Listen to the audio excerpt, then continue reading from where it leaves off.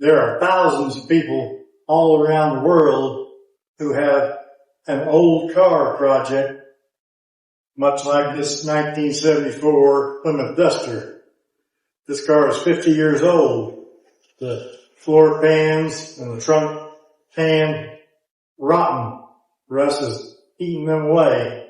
And a lot of people are, shall we say, intimidated by such a task. And with good reason. It's a big job to change the floor pan. But no, I didn't say it was a hard job. I just said it was a big job. If you have the proper know-how or instruction available, then it's not that hard a job. So, as you can see, I've cut away the taillight panel of this Duster so that I could install this floor because it did not want to go in from the top. So, instead of cutting 50-year-old spot welds, I cut right on this sharp body line where when I weld it back together, the grinding will not dig into flat metal. There'll be a lot less warpage. That's one thing. And then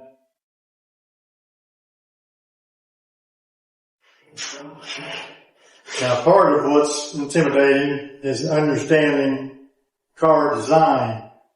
And as you can see, with no taillight panel here, there is nothing connecting the quarter panel to the rear body in any way. It's all cut loose here. So our frame rails essentially have sagged a little bit on the jack stand. So that's the important thing, is knowing what you can weld first and when you can weld. Normally, if I'm replacing an outer panel like a quarter panel, I don't want to do any welding until I'm sure the door and the quarter panel fit together and the trunk opening is right. But in this case, I've got a trunk floor pan that lays upon the two frame rails. Now these are unibody frame rails, so the trunk floor is like a stiffening agent for the rear end of the car, but it is not connected to the shape of the car. So I can weld this trunk floor to these frame rails without any worry about causing any kind of fitment issues between the taillight panel and the quarter panels. When it's time to put the taillight panel on, then I will reposition the jacks and stands in order to get the frame rails and trunk floor lined up properly with the taillight panel. That will explain itself. I haven't used a tape measure yet in this operation, and I probably never will. I don't even know where my tape measure is. I don't need a tape measure. The stuff is either going to fit or it's not going to fit. If it doesn't fit, then you move things around until it does fit. There's really nothing to measure. Now, if I need a little measurement, I'll make a mark on a paint stick and use that. But, trying to measure stuff like this is a futile effort, so you're not going to need a tape measure for this kind of job. Anyway, I have plasma cut holes in the trunk floor, and I have the trunk floor screwed down, self-tapping screws. Now I can weld the plug welds and finish the trunk floor. Now, I'm not going to weld the front of the trunk floor today because I have to go up from underneath and weld from underneath. And when I put in my trunk floor extensions that come out to the side and meet up with the pack panel on the bottom here, this is how it fits in there, then I will be going underneath to weld from here, from underneath. So overhead welding is something you don't need to be scared of either, because I'm going to show you that with a flux core welder, overhead welding is easy. Now, overhead welding with a MIG welder is not easy. So anybody that tells you it is blowing smoke up your skirt. So I'm going to give you the finest of detail on how to accomplish your positioning, your preparation, and your execution of plug welds in this video. That's what we're doing, is plug welds of a new panel to the existing panels, in which case this is the wheel. I don't know what you call that panel across the back there that goes above the rear end, but the trunk floor attaches to it in the front, and then the trunk floor attaches to the frame rails coming out to here. These holes are the ends of the frame rails, and it attaches here to this cross member panel. So those are the places we are welding today, and then our next step will be to weld underneath our fitting panel. Go up here, like so. We'll get them all lined up. Now, these panels, we will attach our patch panels on the outside before we do any welding of this stuff. We'll get those screwed together and everything all fitting, including the taillight panel, before we weld any of this stuff. This will be held together by clamps and screws, and then once we know our patch panel fits and our taillight panel fits and everything is fitting together, then we'll weld this other stuff. But we can absolutely weld this trunk floor now. And that's what we're going to do right now. Firstly, we're dealing with two different thicknesses of metal. The trunk pan is roughly 20 gauge, and the frame rails are roughly 16 gauge. They are much thicker than the trunk pan.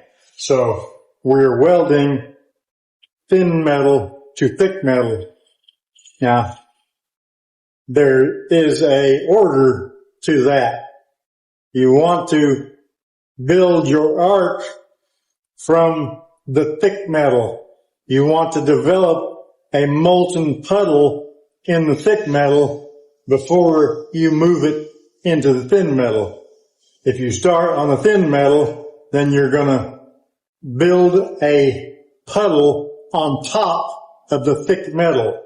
If you start on the thin metal and you start making a puddle on the thin metal without heating the thick metal, the puddle will not penetrate the thick metal.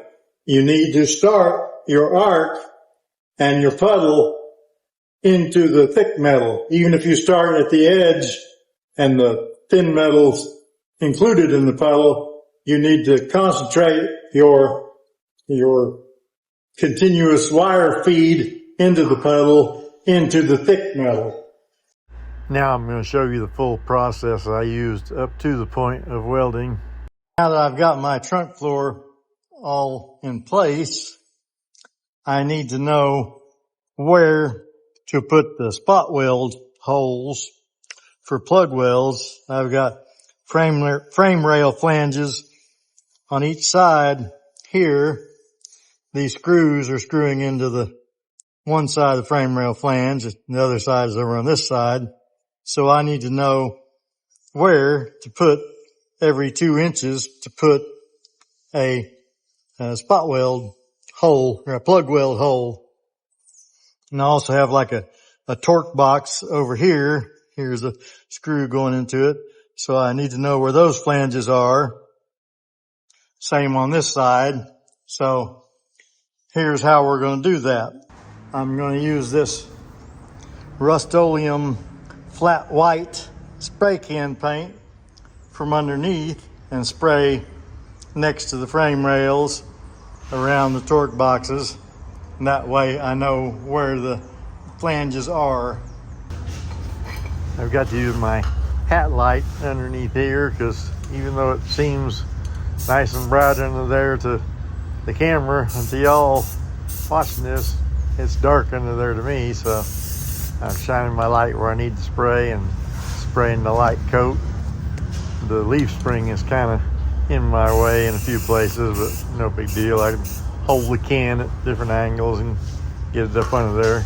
Now, I'm not going to get great footage here because I've got my camera on the tripod, and I've got the tripod lying on its side on the floor, so getting a good camera angle was not easy. But anyway, you're getting the idea of what's going on here. I'm spraying next to the frame rails, and this is what it looks like when I'm done. Just white on the edges of the frame rails and the torque boxes and the rear body panel there, or the rear cross member I should say.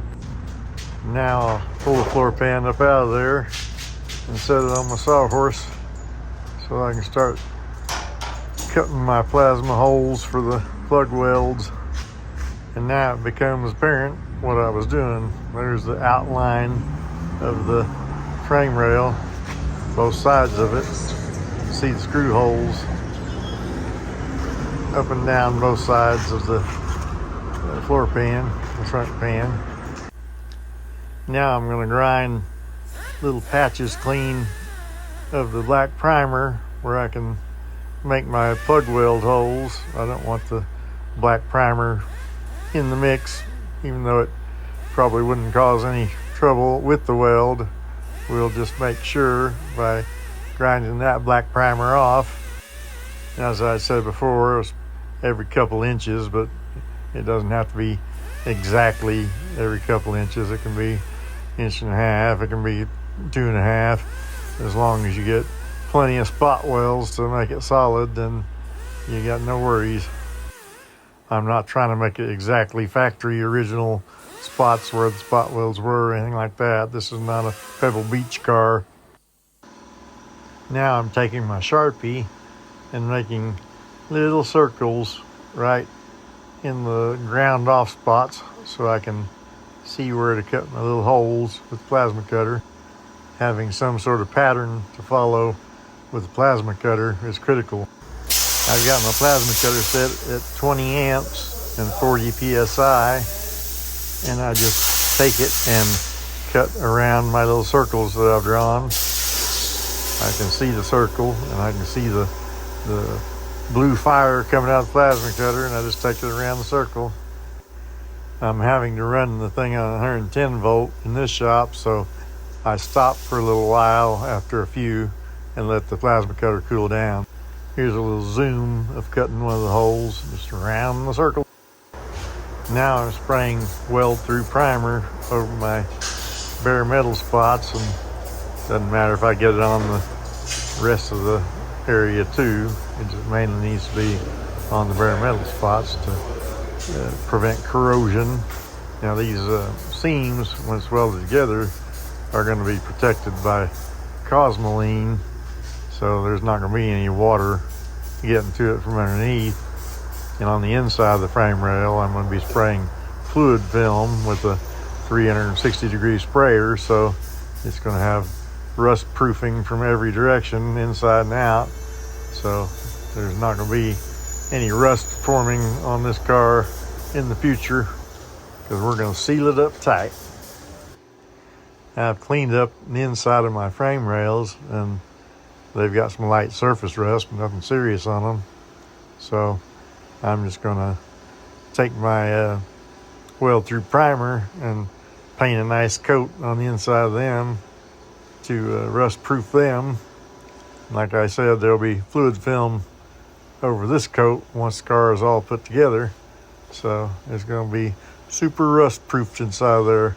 Factory didn't have nothing inside there, so I'm going to have double protection. In case any of you were wondering, weld-through primer, or at least this weld-through primer, is also self-etching primer meant to be sprayed over bare metal.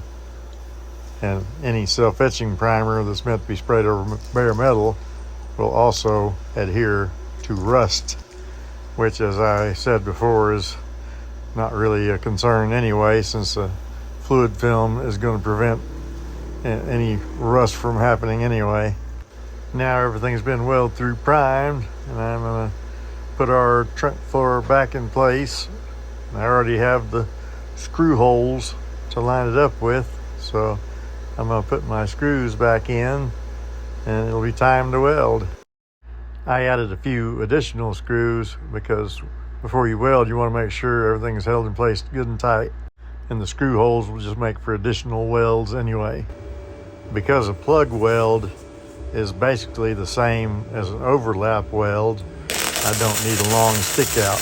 I'm firing up a puddle on the 16 gauge metal below, and I'm moving it to the 20 gauge. I am blowing the 20 gauge away a little bit here and there, but I'm coming back and welding it together with my already still hot weld in the center. And that does make a difference that the weld is still hot. Then I can use my technique for 20 gauge to blend it into the hot weld that's already there. Now this hole is very small when I start, and I'm building from the center of the hole. Here I'm melting that 16 gauge underneath. Now I'm going to start joining my 20 gauge to that nugget that's still hot, and this is going a lot faster than this. This is in slow motion, but I'm adding weld to the edge of the 18 gauge, adding weld, adding weld, adding weld. Now I'm going to burn it in. I'm going to keep it going and get that whole area to be a molten puddle, which will in turn go deeper into the 16 gauge underneath.